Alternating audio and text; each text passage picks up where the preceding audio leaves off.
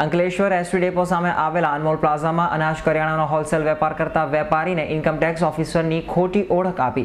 રૂપિયા 4 લાખમાં ઠગી જનાર બે ભેજાબાજોને પોલીસે ઝડપી પાડ્યા હતા। અંકલેશ્વર જીઆઈડીસી એસટી ડેપો સામે આવેલ અનમોલ પ્લાઝામાં કમલ ટ્રેડર્સ નામની અનાજ કરિયાણા હોલસેલ વેપારી તરીકે મોહમ્મદ ઇરશાદ નૂર મોહમ્મદ શેખ દુકાન ધરાવે છે, જેમાં ગત 31મી મેના રોજ તેમની દુકાનમાં મહેતાજી મુસ્તાકભાઈ તેમજ નોકર બાબુ વસાવા તથા શંકરભાઈ વસાના સાથે દુકાનમાં કામ કરી રહ્યા હતા અને તે અરસામાં બપોરના 1:30 વાગ્યાના સમયે 4 જેટલા શખ્સો તેમની દુકાન પર આવ્યા હતા અને પોતે ઇન્કમટેક્સના અધિકારી હોવાનું ઓળખ આપી મોહમ્મદ શેખને તેમનો ઓળખ કાર્ડ પણ બતાવ્યો હતો।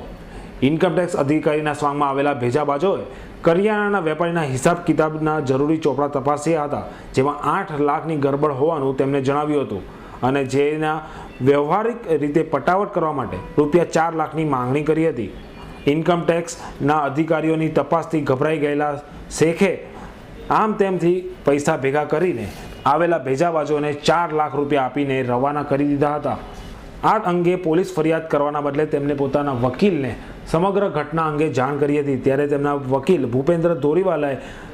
આવા બોગસ અધિકારીઓ ફરતા હોય છે અને લોકોને ઠગી રહ્યા હોવાનું જણાવ્યું હતું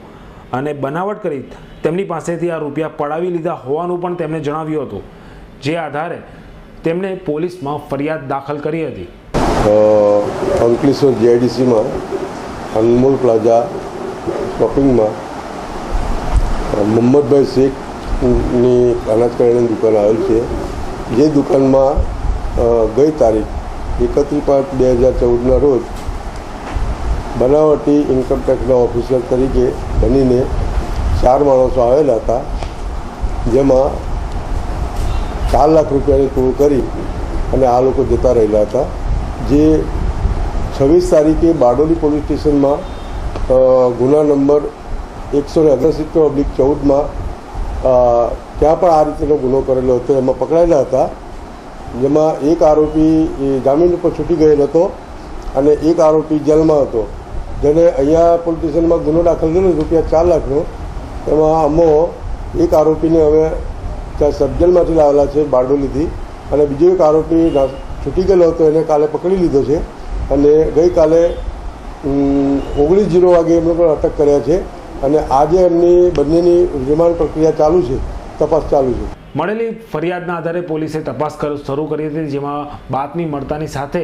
પોલીસે 2 ઠગબાજોને ઝડપી લીધા હતા। આ 2 ઠગબાજો એ જ હતા કે જેઓએ ઇન્કમટેક્સના સ્વાંગમાં કરિયાણાના વેપારીને 4 લાખનો ચૂનો લગાડ્યો હતો।